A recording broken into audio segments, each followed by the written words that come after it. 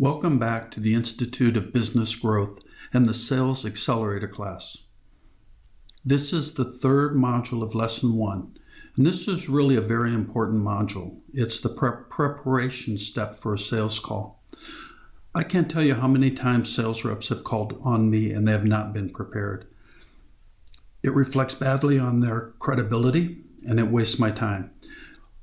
What we want you to do is be very prepared going into the sales call so you know exactly the outcome you want to achieve. You know the questions you need to ask to get there, and you understand any objections that might happen during that process. As usual, feel free to download a copy of this presentation, and I put together a form that you can use on how to prepare for a sales call. And that's what we're going to cover today is this form.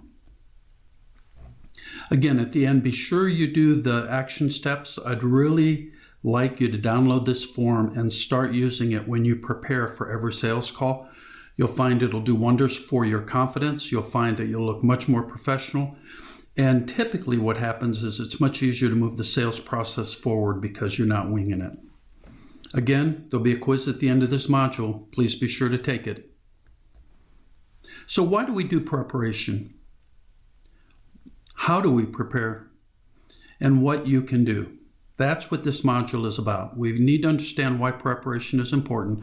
I touched on it a little bit. I don't like sitting in front of somebody who is wasting my time, who doesn't know their product, doesn't understand why they're in front of me, nor do they know what outcome they want as a result of it. Somebody just said you got to get FaceTime.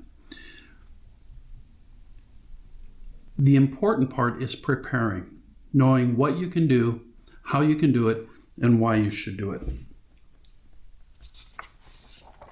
So let's talk about why prepare. The prospect is a very busy person. They don't want to waste their time.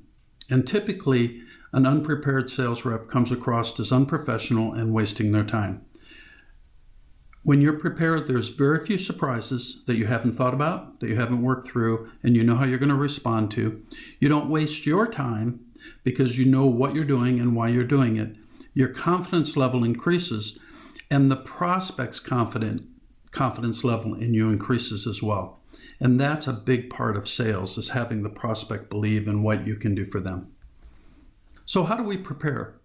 Stephen Covey said it best, start with an end in mind. Define the outcome you want from the sales call. Ideally, what I like to do is go back to the sales process and say, okay, I'm in step 3, for example. I want to define the problem. And then I list all the possible questions that I might want to ask to get a better understanding of what the problem is.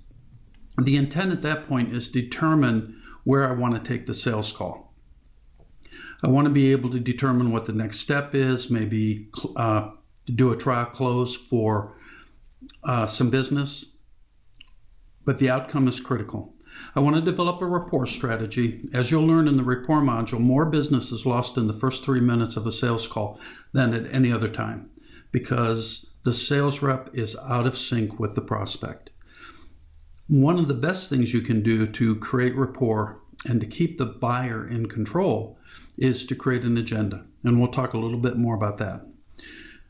As you go through the preparation step, one of the things you want to talk about with yourself, your team, your sales manager, is what are some of the possible objections that you can experience.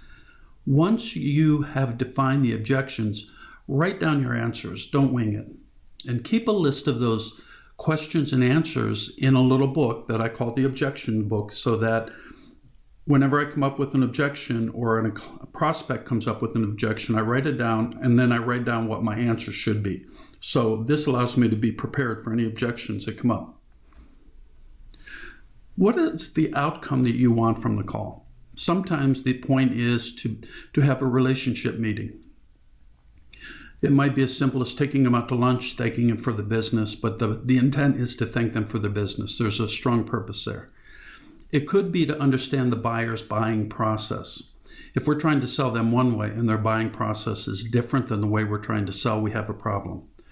We might want to understand who's involved in the buying process. We want to understand the business case. How are they going to justify the project? Do they allow for soft dollar justification or hard dollar justification? Each client is different.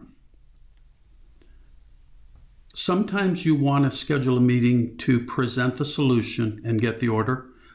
Sometimes it's just simply to determine what the budget is for the project. After a successful sale, sometimes you want to ask for the referral, but there are dozens and dozens and dozens of reasons to have a meeting with the prospect that are both valuable to you and the prospect. Here are some of the questions I like to use. How long has this been a problem? This is especially powerful in step 3, where you're trying to define what the problem is. If something has been a problem for a very long time, what makes you think they're willing to act on it now? Who does it impact? What is the impact financially? How often does it happen? If it only happens once a year and it's a $50 problem, they're probably not going to act on it. But if it's a $50 problem that happens 5 times a day, 52 weeks a year, then that's pretty significant. You want to understand what the client's decision-making process is. It's important to make sure you've got the right message for the right audience.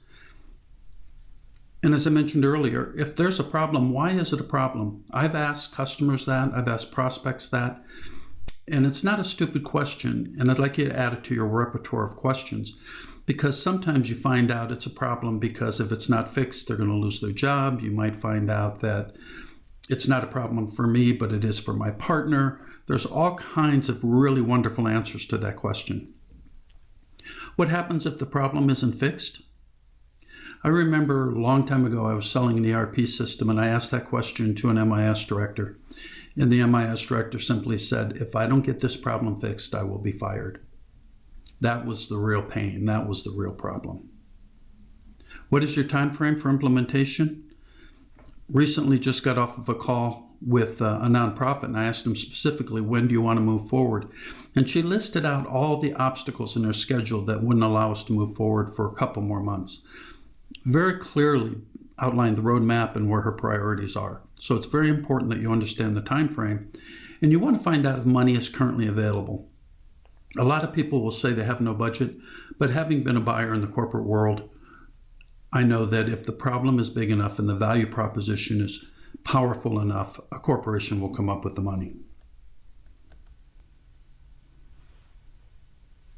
As I mentioned earlier, more business is lost by being out of rapport with the prospect in the first 3 minutes of the sales call than any other time. There's 4 styles that we're going to talk about, and we're going to get into these very, very heavily over the duration of this course. The first one is drivers. They like high level. They're risk takers. They're great at taking chaos and turning it into order. They like to make decisions, and their primary need is to be in control, and their biggest fear is to be taken advantage of. We have our influencers who do not like details. Not that they can't do it, they just don't like it. Their idea of a good meeting is a lot of brainstorming. They like to talk about themselves, and they like to keep it the big picture. We have our steadies. They like harmony, safety, security, and stability. And their biggest fear is change. If you're going to sell something to a steady, what you want to do is support recommendations with a plan, testimonials, and personal assurances. And then lastly, we have our conscientious, our analytics. They have a very strong need to be right, and they need time to go through their sales process. One of the biggest challenges I see is that people close the conscientious too early. If they haven't had time to think through it and follow their process, they're probably going to tell you yes, and they're going to be very hard to get a hold of. Now, for the next steps, please download the preparation worksheet. Use the worksheet on your next call. Leave nothing up to chance. I've included a bonus. I call it the interview questions based on the job title. There's hundreds of questions in there for CEOs, CIOs, vice presidents of finance, directors, controllers, plant managers. And the intent is to give you some powerful questions that you can use in these calls. Please don't try to use all of them. Some of them are fairly technical. Pick out the ones that you think are most useful for you and your business and master those. And again, be sure to take the quiz.